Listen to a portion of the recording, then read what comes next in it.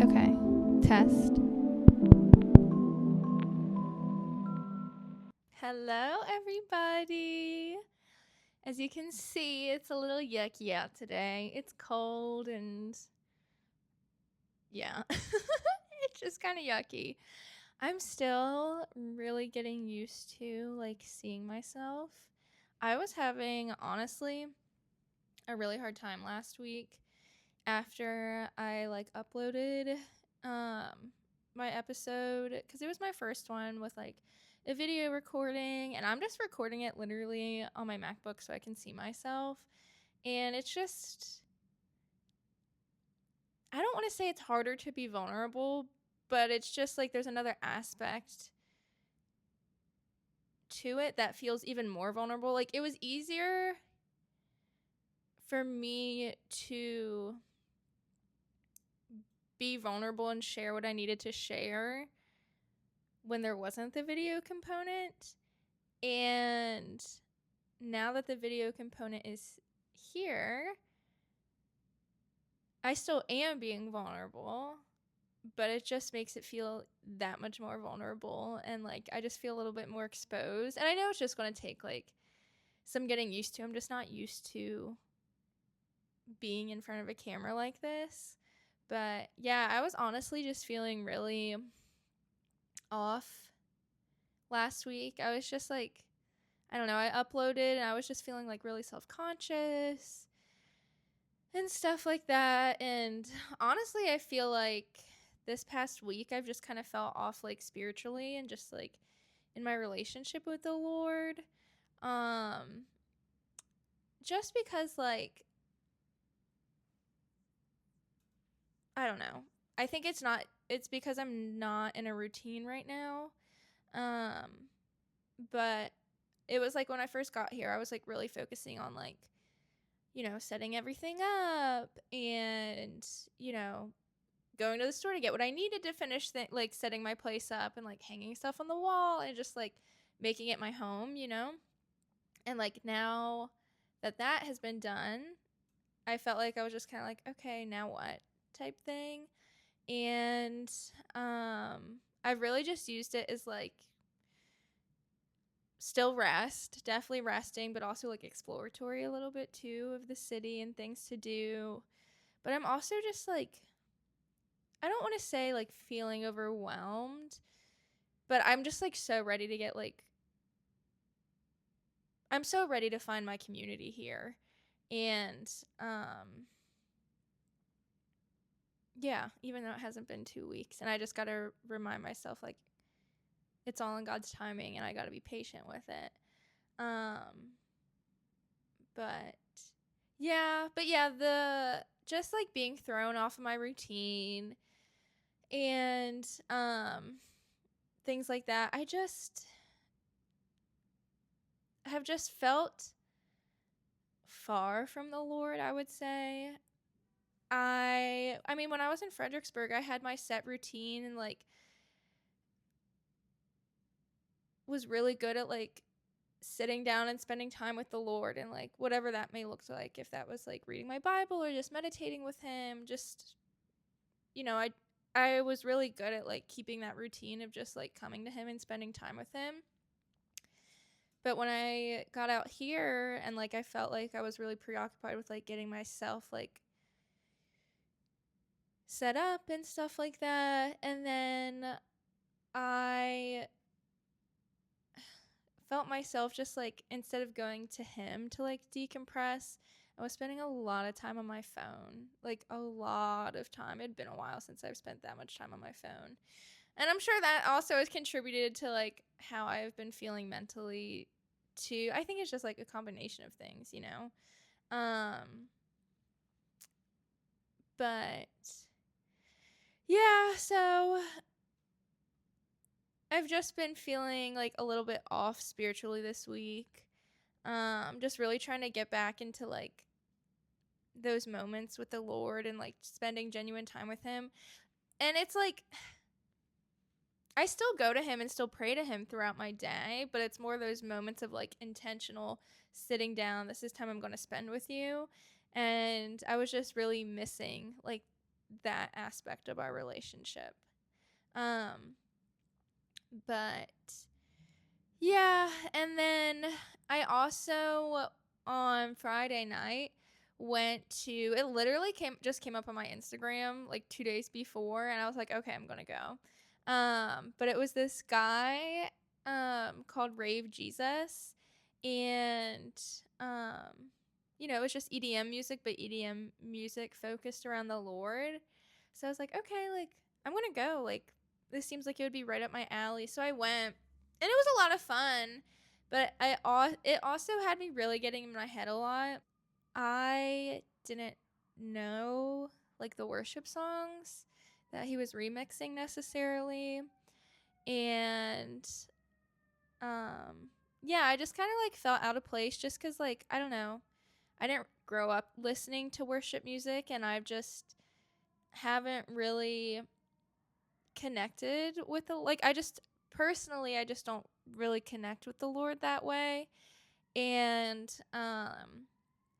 there's like one video on YouTube that I will watch from Elevation Worship. It's like their living room session, and it's just very chill and relaxed and very intimate. And I felt like, okay, like that's a little bit more my speed. But yeah, just like the traditional worship and stuff like that is, I don't know. And I feel weird saying that, but it's true. I that's just not a way that I really have connected with the Lord.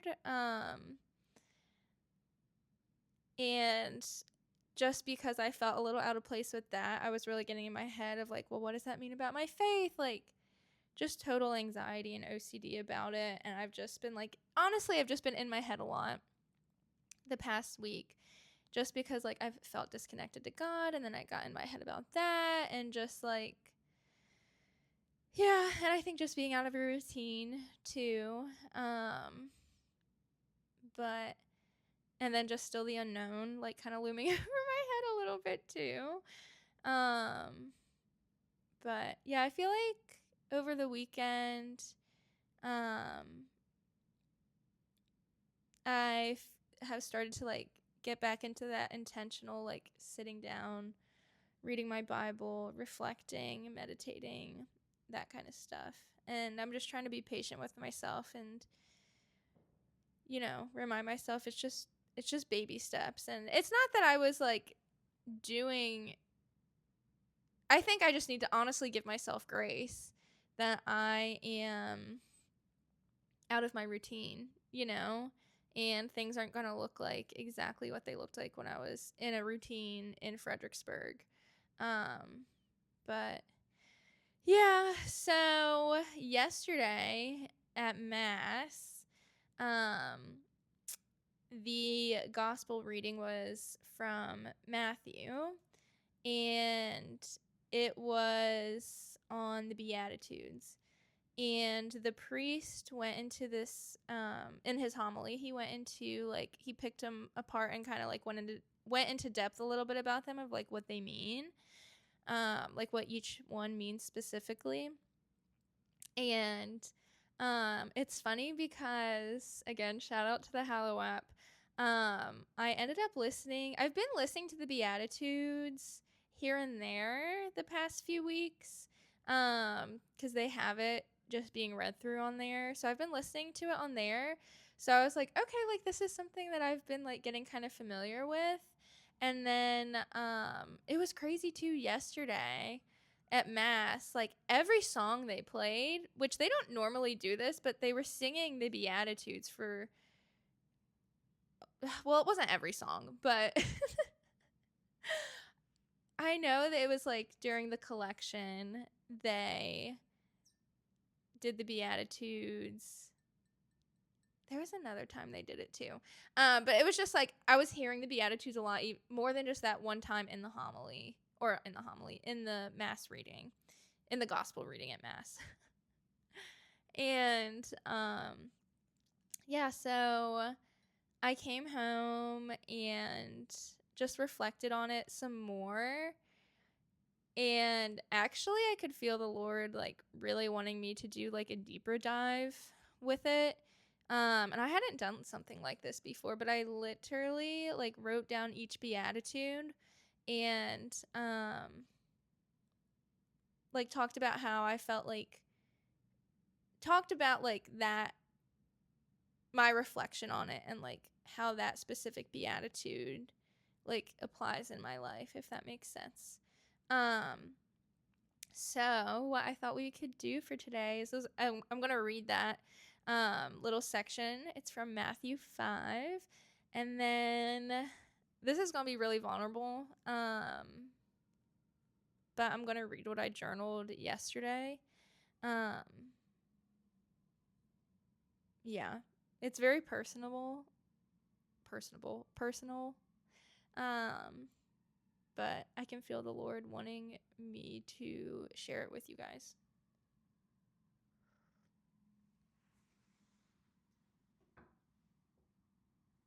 Okay, so we'll do a reading through of the Beatitudes first. Okay.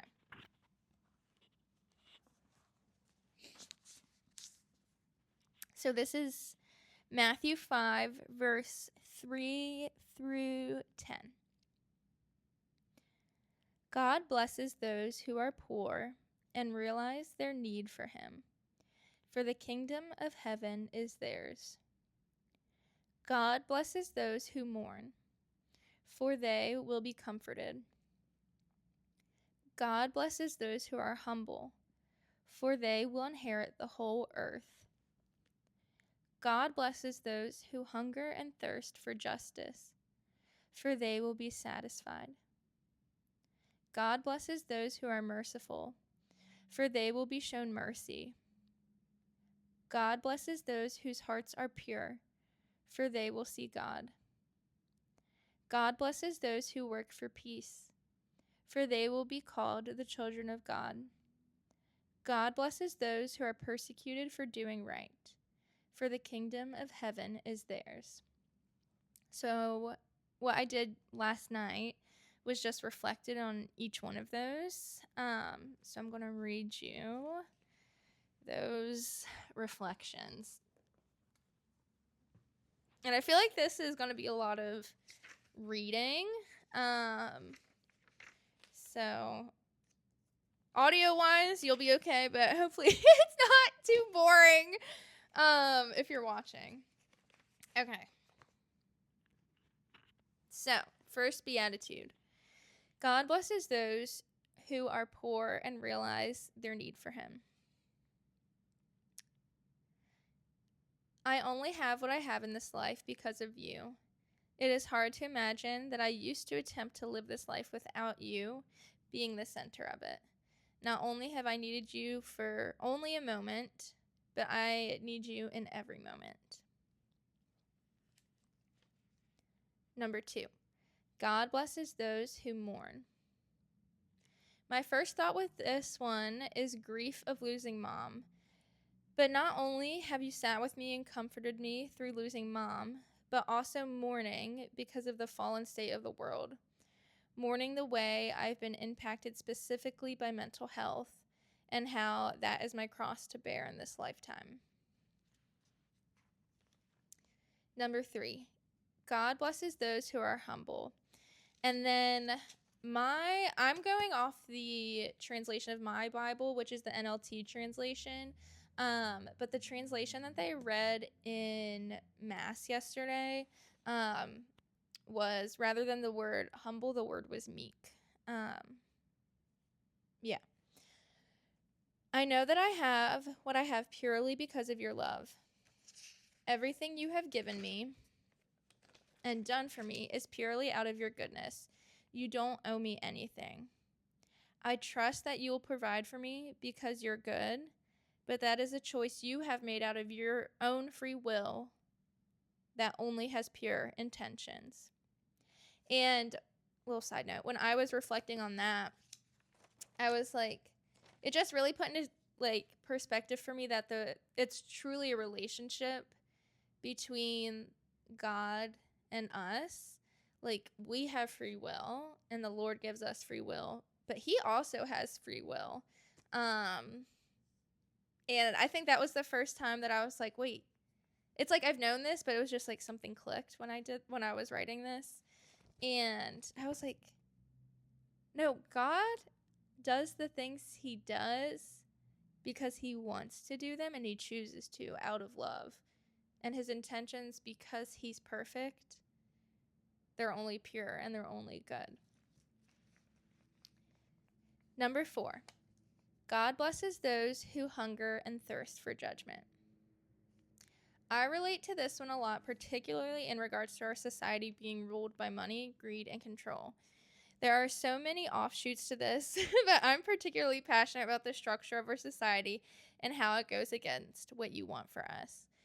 And this one, if you've seen, I mean, I've talked about it some on here and then also on my TikTok, but I feel like for me, I am feeling myself being really passionate about like the structure of our society in regards to like the workplace and like a typical 9 to 5, like that structure of like leaving home and leaving your family. Like working is not in itself a bad thing, but the structure of it is not.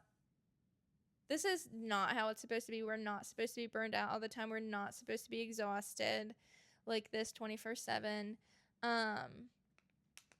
There's supposed to be more of a balance, and with the way that our society is, like that typical like 9 to 5, there isn't that opportunity for rest, and rest is so crucial. And we have been conditioned to believe that like, oh, if you rest you're lazy, like you just got to push through, and like it puts our value in like what we produce rather than just having value for being us and being who the Lord created us to be.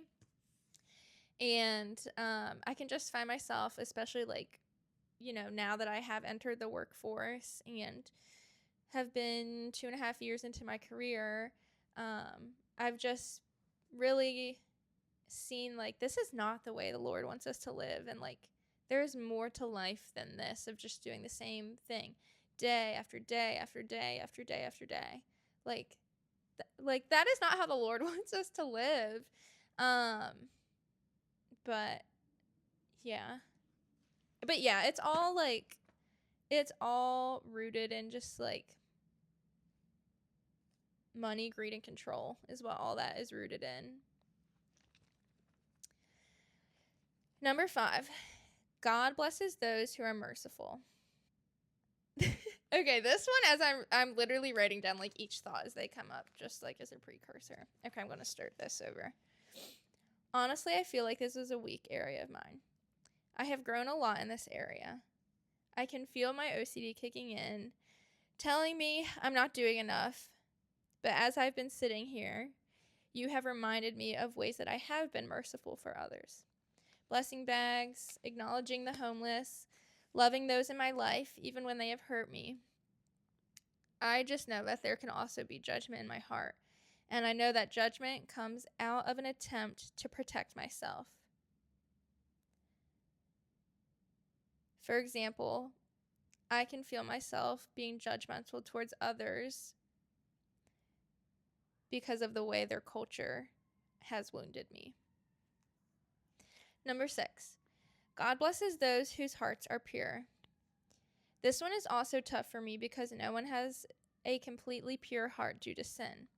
However, I recognize that this is the OCD all or nothing thought pattern coming in. Nobody is perfect. The only person who is Jesus. So we have to ask ourselves, where are our hearts aligned? Where's my heart aligned? With you, the only one who is perfectly pure.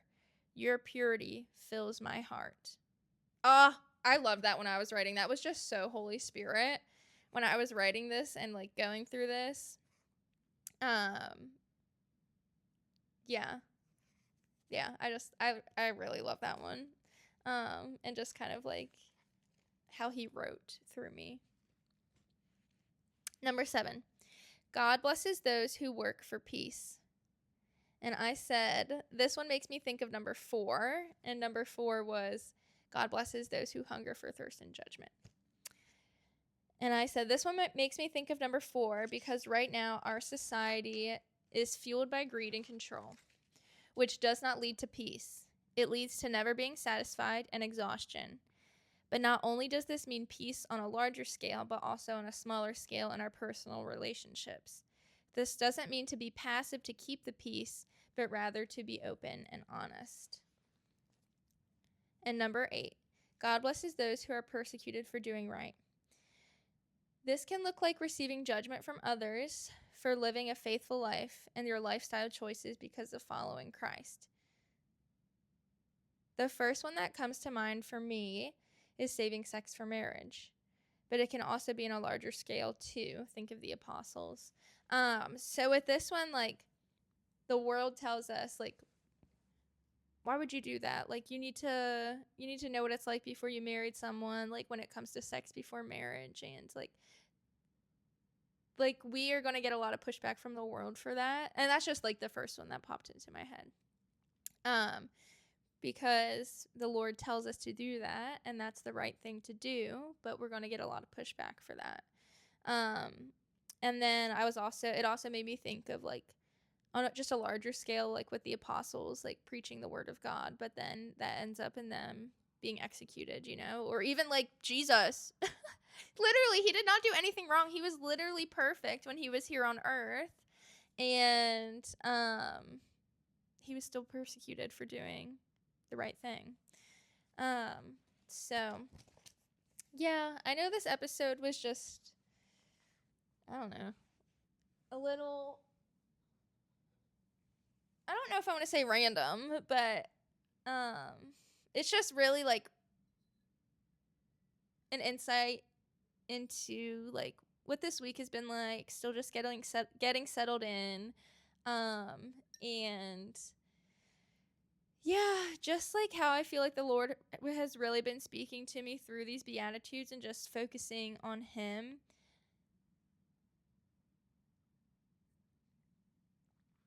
But yeah, it was funny during Mass yesterday because I just heard the Beatitudes probably like 3 to 4 times yesterday between like the songs and the gospel reading and the homily, and just like, yeah, I was like, okay, God, I hear you loud and clear. You're trying to speak to me through these Beatitudes right now. And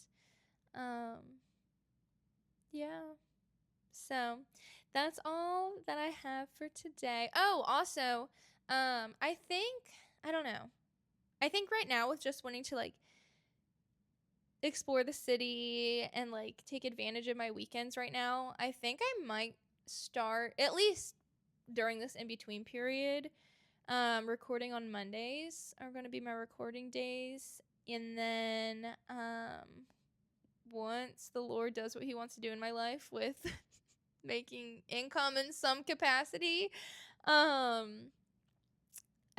things might change again. So yeah, just please be flexible with me right now. Just because things are kind of like up in the air and nothing's really set in stone. But as of right now, I'm thinking Mondays. But all right, well, I will talk to you guys next week. I love you.